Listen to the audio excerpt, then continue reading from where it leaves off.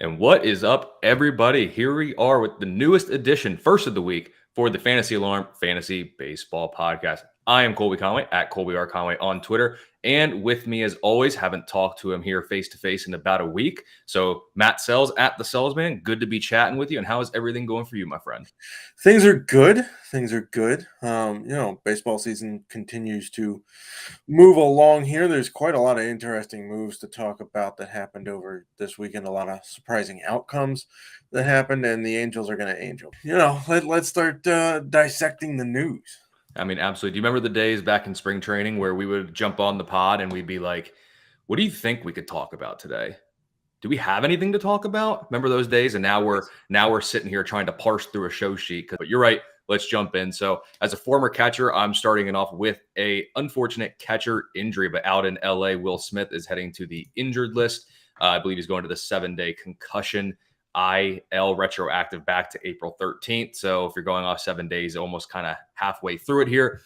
Fantasy managers, he's on the IL. You can stick him in an IR spot. This doesn't seem like it should be really overly long term. So I think you can hold him there, just be fine. You're just going to be without one of the top offensive catchers here for the next couple of days, it seems. Correct. Yeah. Now everybody recovers from concussions differently, obviously, but the fact that they waited a few days to put him on there and then made it retroactive, obviously, to the last day he played, gives us a little bit of benefit at this point. It's not like Austin Barnes has done very much backing him up. We all know that Barnes is basically there for defense. He's not exactly an offensive threat. I saw some other fantasy folks pointing out who they went and picked up. I don't know. If you don't have an IL spot, I might just leave them in there and just eat the week. Like it's not that big of a deal. And at that position too, sometimes a zero may not be the worst thing for you. Exactly. Like I'm not dropping considered. another guy on my bench to get a week of another catcher that you're literally going to drop. Like if you pick up Bethencourt, are you going to hold him past the time that Will Smith comes? No. All in all, if you were to pick somebody up to replace Smith, he'd be on your team for those couple of days. Within minutes that Smith is removed from the IL, that guy will be removed from your team. It's as simple as that. So just keep an eye out on it. Nothing really. This shouldn't be a too long-term thing. In New York, injuries continue to happen. We'll start with the Yankees. If you had Giancarlo Stanton injury on your bingo card, which is more or less should be treated as a darn free square at this point, it seems, he is heading to the IL. Stop me if you've heard that before. I feel like we talked about this last year, maybe even the year before. We should just clip it so that in a couple weeks, if it happens again or months, we can just replay this and we don't have to spend the time talking about it. But hits a double, pulled for a pinch runner, hamstring strain on the injured list. Stanton, we don't know how long it's quite going to be yet exactly. I'd say put him on the IL if you have those spots on your team. And if not, wait to see what the timeline is before making a decision. But this one was something we could have seen coming from a mile away. Yeah. I mean, I saw plenty of tweets that were like, okay, it's officially baseball season, like quote tweeting the news. We don't really want to circle injuries that happen, but look, the guy's been a walking injury since he got to New York. Now, if we want to start questioning New York trainers, that's a reasonable thing to do at this point because they can't keep pitchers healthy. Most of their hitters get hurt at some point or another. They recalled, I believe it was Oswaldo Cabrera from AAA to fill the IL spot. So he'll be another outfield DH, multi-hyphenate guy for the Yankees. I don't know exactly how long it's going to be, but based on Aaron Boone's love of Giancarlo Stanton's lower body from the quotes that we heard, I don't know if that means it's going to be a short run or a long run. I don't know, but it's not like he was doing very much bat-wise to start the year anyway. And he was only ever going to be in your util spot, so you could literally fill his spot on your roster with anybody at this point. And I guess this is I don't want to say unfortunately because it's been quite the revival for Franchy Cordero there in New York. But I guess this means we're going to keep getting questions about him. How much fab? Do I pick him up? Do I not drop him? All I'm going to say, the production is nice right now, but we have about this much of not great from Cordero, and we got about this much of great from Cordero. Yeah, he's the 2023 Matt Carpenter. I mean, I laugh, but it's accurate. Like, I mean, exactly what it is. So don't go nuts. If you need a guy to fill in, you could literally fill in anybody at your util spot. Right? Yeah. And then let's go across town with New York. So Max Scherzer, a little bit of a back issue, it seems like. And it's, look at the year. When you look at Scherzer this year, I mean, he's poised, hate to say, a career worst year. And we're only 16 innings into the season, but strikeouts down, walks up, home runs up, ERA up, FIP, XFIP through the roof for the guy that many were drafting to be their fantasy ace, their workhorse, essentially. So is this just something? It's hard because there's kind of moving plays in here. So he's dealing with a little bit of a back issue. Is this because he's 38 and he's not getting younger by the day? Or are some of his frustrations, if you want to call them that, with the pitch clock now rearing its ugly head in a different way? I think it's a little bit of both. I think it's the guy's got a lot of mileage on him on that arm. He's one of the gutsiest pitchers where, like, if he doesn't have it, he will grind his way through a start like he did the other day.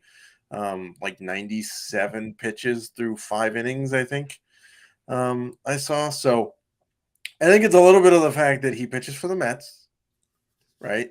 They can't keep pitchers healthy. Sorry, but there's 3 of their 5 opening day, guys thought to be in their opening day rotation are not on the field right now between Scherzer and Verlander and Quintana, who's not going to be there till like the All-Star break. So I think it's a combination of he's 38.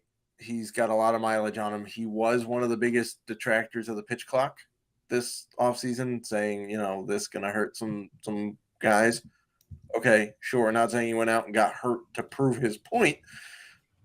Well, you got to kind of expect an IL stint once a year for a pitcher at this point, right? Anybody. Like, we're not just talking Scherzer, but, like, basically anybody's going to wind up on the IL for, bumps and bruises. And not that he's necessarily there yet, but he did wind up on the IL for a side issue last year. So it could be like, hey, I've not started the year well. I got this back thing. Let me kind of press the reset button. And it's the main thing. Right now, we're only at that stage where we're calling it soreness. He still expects to make a start, which to come against I believe it's Wednesday in Los Angeles. So we'll have that kind of on the record to see how he goes. But I think you're right. I think it's a combination of being 38, the pitch clock, and again, it would be one heck of a power move for him to go get hurt to prove his point with it. I'm not saying he's doing that. I know you're not saying it. But it'd be a heck of a power move. Last week, when it was you and James talking about it in Tampa Bay, the Jeffrey Springs injury came up, and it turned out that he's going to miss 2 months with what was diagnosed as left arm ulnar neuritis. And if I remember correctly, that is where the hand and fingers go numb. Correct. In that arm. So he's going to miss about 2 months. So we're going to kind of double team this 2 different ways, basically. So first off, if your league doesn't have an IL spot, what we saw from Springs the first couple starts was pretty darn good. And dating back to last year, too. He was masterful at strikeout rate last year as well. So let's say he misses the full 2 months. So we're talking 8 weeks. Let's just say that on the dot, 2 months. You don't have an IL spot. Do you hold out for the return of Jeffrey Springs? I think you kind of have to. I think you do too. I think let's face it, let's put it this way.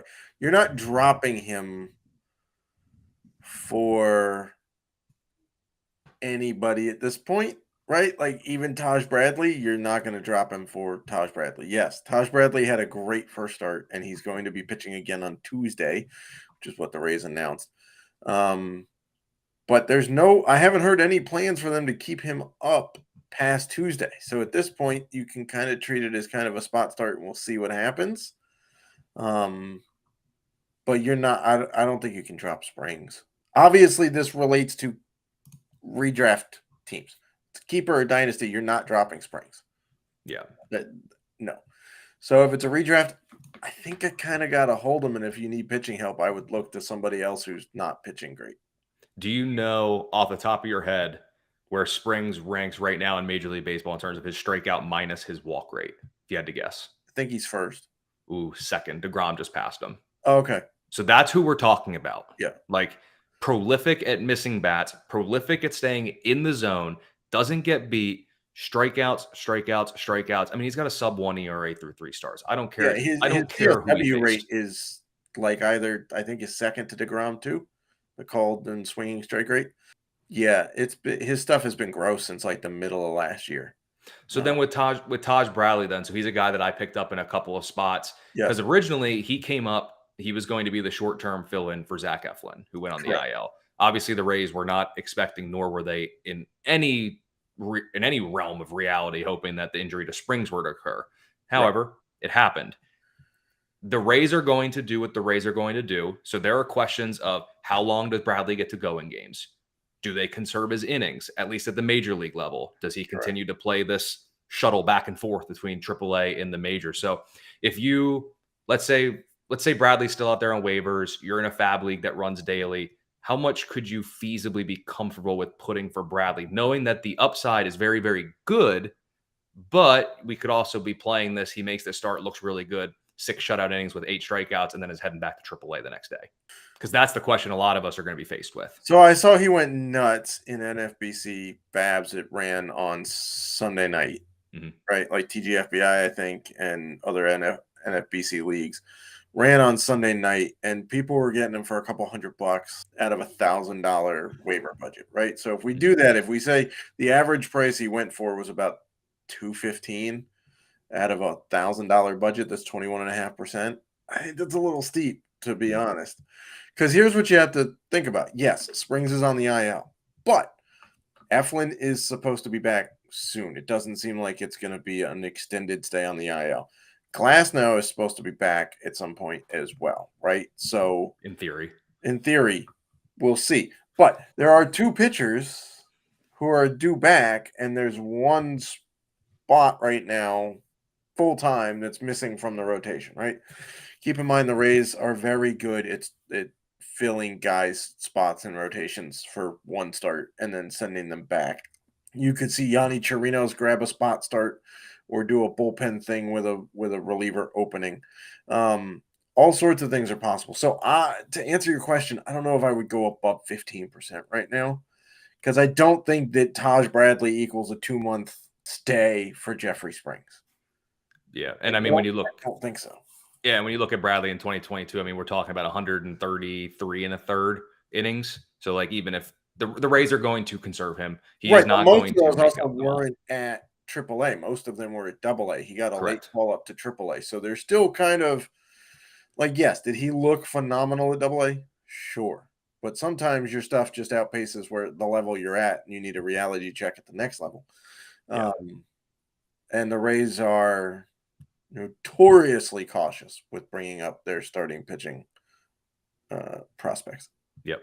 So, Matt, some other youngs we kind of talked about Bradley there a little bit, but we got some youngins coming up. We finally get to see in this year, in 2023 at least, Brett Baty with the Mets. They have finally kicked their other option to the curb, finally, and Yep. they're going to let Baty play at third. They're going to give him the at-bats. Started off hot in spring, cooled off a smidge by the end of it, but then he absolutely set the minors on fire. Really gave the Mets no choice. They had to call him Correct. up. They had to inject that left-handed power into the lineup. So kind of the same with Bradley. There were some questions in the Discord, and I said, don't be afraid to go nuts for Baty, because if he hits, he is sticking in that lineup. They don't know anything to Escobar anymore. Like, it I'm is not all sure. Baty. I'm not even sure he has to hit that much to stick in that lineup.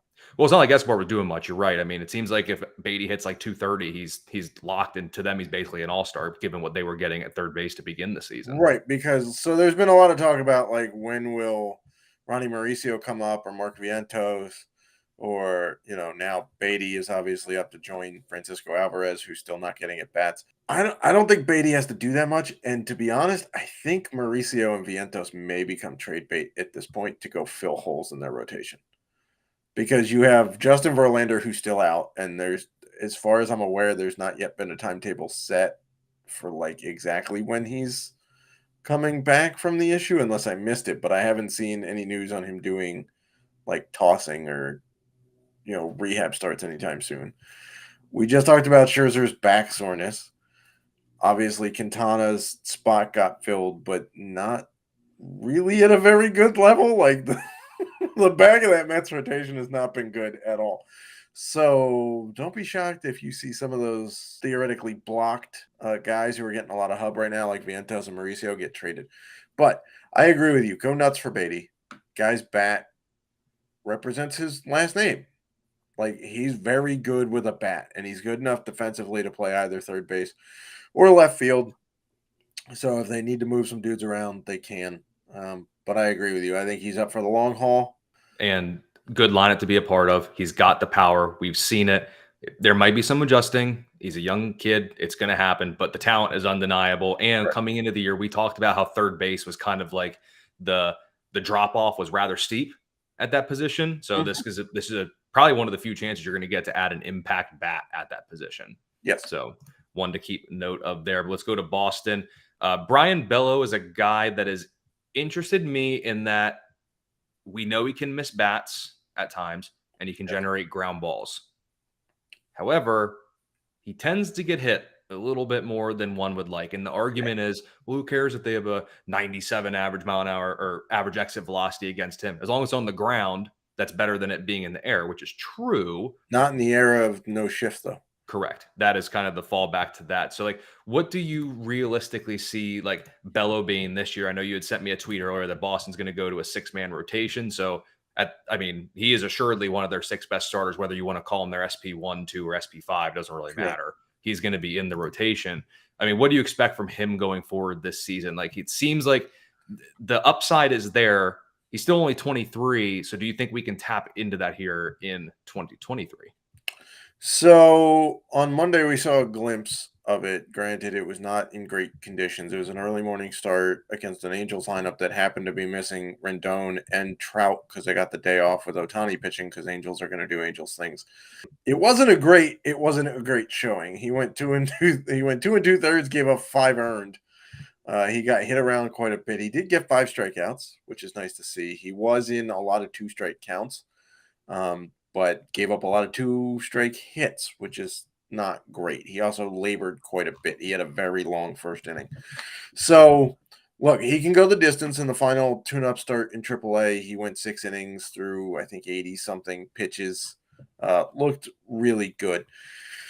The 6-man rotation, I think, is interesting. It basically means that everybody's going to get 1 start a week, essentially. And yes, that includes when Paxton comes back. I think Paxton and Houck are going to piggyback each other. Or you could see Paxton and maybe Whitlock. I don't know. They shouldn't do it to Whitlock. They should probably do it to Houck. So realistically, I think he can be a pretty good strikeout guy, but you're going to have to watch the ratios because there's not very good defense behind him. The AL East parks are not exactly pitcher friendly, as we all know. And he's got missable stuff, but the problem is that it's not always missable. So, the strikeouts are going to be there, but you're going to have to eat some ERA and whip. Yeah. I mean, and that's the thing. I mean, he's got his sinker headlines his arsenal in terms of what he uses the most. That's his ground ball pitch. And then he's got his changeup that last year posted a 44% whiff rate. So would love to see something else develop. He does mix in like a 4-seamer and a slider, like more than just like show me pitches. Correct. But those were 2 that got hit around a good bit last year too. Yeah, so and the problem with development there. Ground ball rate is that you can play to that in a shift. In the era that doesn't have a shift, there's a lot more 5.5 hole hits that we're seeing. There's been a ton of hits straight up the middle that never would have gone through last year. There's been a ton of hits between, first and second that go through. The 5.5 hole that Tony Gwynn loved to target has been just a breeder for hits this year. So it's gonna boost his whip a little too high. Sticking in Boston, can Jarren Duran give us anything more than speed? Are we comfortable with projecting anything more than him being good for stolen bases? No, he was hitting less than 200 at AAA when he got the call. Like, the reason they did it was because they wanted Kiki playing short more often versus right-handed pitching than playing center field. That's not good. Like, the dude literally got called up for his speed in the outfield. And to be honest, he's not looked like that good of a defensive center fielder either. His routes are like, not exactly the most straightforward routes I've seen taken to balls in center field. So if you're desperate for steals, which you probably shouldn't be at this point because everybody's stealing bases. I mean, hell, Yasmani Grandal stole like 3 bags the other day. I would lay off Jarren Duran for right now. And this is coming from a guy who has him on a roster.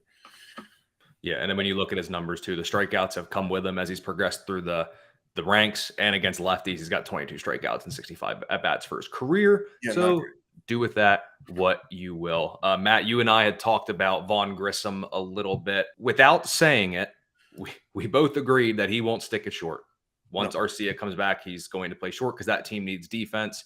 However, we do know Atlanta loves their offense, and we both kind of agreed that the move would be to pull the plug on Ozuna or another outfielder and let Grissom hide his defense in the outfield for now, or maybe even DH for that team. But we all know that when Travis d'Arnaud's back, if he's not catching, he's DHing. We already know that spot's set for him in Atlanta. Sean Murphy is irrelevant in Atlanta per them, but I digress. So Vaughn Grissom, is there any staying power upon Arcia's return? I think it's got to be outfield or DH for him. They got to just stick him there. It'd be great to pull the plug on Ozuna. Yeah, I think you're right. I don't think Arcia didn't look, he won the job in spring training and then didn't do anything to dissuade people from that when the season started. He was playing phenomenally well when it started. Now, it is a bit interesting that I heard rumors that they thought about putting Arcia on the 60-day IL instead of just the 15-day IL, but I don't know. Look, the wrist thing is interesting for Arcia's offense, right? We've talked about that, wrists and hitters. And yes, Nick Castellanos came back in 16 days from a similar injury a few years ago. Here's the problem. That was to Castellanos' top hand. This is to Arcia's bottom hand, which is the driving hand, where all the power comes from in the stroke. So I do think that Grissom sticks. I think he did enough last year to arguably, he should have been with the team opening day. But I do think they stick him in left field at this point because they're getting literally nothing from their left fielders, not defensively, not offensively. So I think that's the move. So if you've made a move to get Vaughn Grissom, like I just did this weekend, you should feel comfortable that he's going to stay up with them at this point. And then in LA, Zack Neto has come up and has just quickly just emerged himself as the starting shortstop and apparently the leadoff hitter. And I believe today's game was the first time where both Ohtani and Trout were in the lineup with Neto still leading off. I believe that's what I had seen. I'll check that. But yes, I do believe that is the case. What can we get from a guy like Neto? Because whenever a prospect comes up, they're the talk of the town. The fab money comes out in hordes. So is there any fantasy relevance to be had with Neto, or is it simply just, he's hitting ahead of Trout and Ohtani, so sign me up? I mean, so here's a few things, right? That was the advertisement for Ward. That's why Taylor Ward was so popular. I mean, aside from the fact that we saw Taylor Ward do it at the major league level last year. Neto, let's be clear, was drafted last year, people. He's not been in the minors very long. The reason he's played 44 minor league games in his career is because he was drafted last year, right? That's all he could have possibly played since being drafted. Now, I do think it's very curious, and Angels doing Angels things, that they sent down David Fletcher, who they just signed to a 5-year contract extension this offseason, if I'm not mistaken. So granted, it's David Fletcher. He wasn't doing very much, but you could use a dude who plays every position on your bench, right? There can't be anybody else you send down.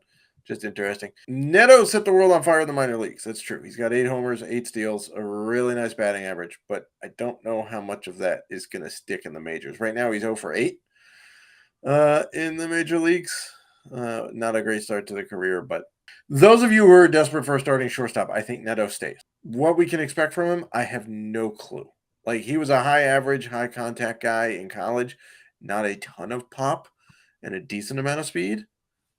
It's probably what we see from him at a major league level. Is he a 2020 guy? No, I don't think so. Let me backtrack. I had said the wrong thing. It was Trout and Ward in the lineup, not Trout and Ohtani. I got excited because Ohtani was pitching today, so he just comes top of mind. So there you go. Let me clarify that there. If you need a high average guy, I know I just said he was going over 8, but he should turn that around, be at least a solid contact guy. As for pop and speed, decent, but not he's not a light the world on fire guy in the middle like we've seen from, guys like Turner or Albies or Jazz Chisholm when he's healthy. For sure. So, Matt, couple minutes left here. Kind of want to go through these quick, but we got to talk about some bigger names. We focused on the youngsters. Got to talk about some bigger names here and what the heck is going on with some of these guys to begin the season. So let's kind of just put them up to a kind of like who are you more concerned about here? And I'm going to throw you what I think is a softball here first, because it's just the way that I look at things. But Alek Manoah, bad start to begin the year. Things haven't looked good. The numbers haven't been good for Sandy Alcantara either. But of those two, again, I think this is softball. But who are you more concerned about moving forward between these two right-handed pitchers? Probably Alcantara. Oh, okay. Not what I thought you were going with. So I guess it wasn't a softball. Like, okay. Well, okay, so let's put it this way. Everybody from the Blue Jays roster, except for Kevin Gausman, has sucked in the pitching staff, right? Everybody's off to a slow start. Bassett's off to a slow start. Basically everybody. So I'm not necessarily all that concerned with Manoah. The stuff is still good. It's still there. I think he can, not to mention he's got the offense to maybe finagle some wins for you, even if the starts aren't great. Sandy Alcantara, all of the metrics suggest it's about as bad as it is, right? Like XFIP is in his corner, or sorry, FIP is in his corner. XFIP, not so much. Sierra, not so much. The strikeout rate is down. Walks are up. He's getting hit more, and that offense is still looking for help. So I'm more concerned with Alcantara, who I thought was more of a compiler last year and got the benefit of complete games. Not saying he didn't deserve the Cy Young, but I was a little bit off of Alcantara this year. Jim Bowden made a good point on XM on the Fantasy Alarm Show on XM. I believe it was the Fantasy Alarm Show, but basically saying that as Alcantara continues to go, like he's very adamant about getting deep into games, working his way through, pitching to contact with these new rules, not necessarily like a mind shift, but like let's, instead of getting that ground out, why don't we go for the strikeout, put it away. He compared it to how as Kershaw developed and continued to develop, he knew when he had to get the out, when he had to make the out pitch via the strikeout. So I thought that was a really interesting point with Sandy there. For me, it's Manoah. I don't know if it's the pitch clock, if it's just something, the water in Toronto has been a little funky to start the year. I'm more concerned about him. I think Sandy will even things out. Manoah, I just have bigger concerns about at the moment, but you could be right. It does extend beyond just him in that rotation. So, and then the last one here, a trio of righties. I guess we'll just make it 5 for 5 with righties, but Christian Javier has not been showing the strikeouts that we had seen from last year. Aaron Nola has not looked like the ace that we have seen in years past, definitely not where they drafted him up to be. And then Dylan Cease as well. So between these three guys, who are you most concerned about with moving forward between Javier, Nola, and Cease? I think I got to go with Cease because he's been like walking the line for a while now. Like this is not a new thing for Cease. His control issues have been a problem. His deep counts have been a problem. Chicago, we can't really trust their offense. He's not getting any help from his defense, right? It's strikeout or bust with Cease. I think Nola will sort things out. It's also a contract year for Nola, so he has an incentive to sort things out. And Javier, I don't know if he keeps pitching well and the ratios are okay, then the strikeouts aren't that big of a concern for me. I am with you as well as Cease. If we go back to the Fantasy Alarm Fantasy Baseball draft guide we had, I'm looking back at what I wrote about Cease, and I had basically said his xERA, FIP, and xFIP indicate he's not likely to repeat a sub 2.25 ERA, and he posted a double-digit walk rate. If he's going to continue to put himself in harm's way, he's playing with fire, and unless you're confident that he matches last year's 260 BABIP and the fourth highest strand rate amongst qualified starters, we have to plan for regression. And then we go ahead and look at Cease, and he has 12 walks in his last 16 innings. Yeah, it's a roller coaster every time the guy pitches. It's just tough. And so the other ones, I have more faith in them figuring it out at this point than what we've seen from Cease for literally his entire career. Yep. The command's got to come back. The strikeouts are great and all, but if you're going to strike out 8 guys, but you're going to walk 6, it's a little bit tough to kind of enjoy those numbers. So, yep. So Cease is the one to worry about there. And of the first two, looking at some concern with Sandy Alcantara and Alek Manoah. But Matt, that'll put a bow on this week's episode. Give Matt a follow on Twitter at the Selzman. I'm on Twitter at Colby R. Conway. Check out all the great content at fantasyalarm.com. And we will see you later this week with the next edition of the Fantasy Alarm Fantasy Baseball Podcast.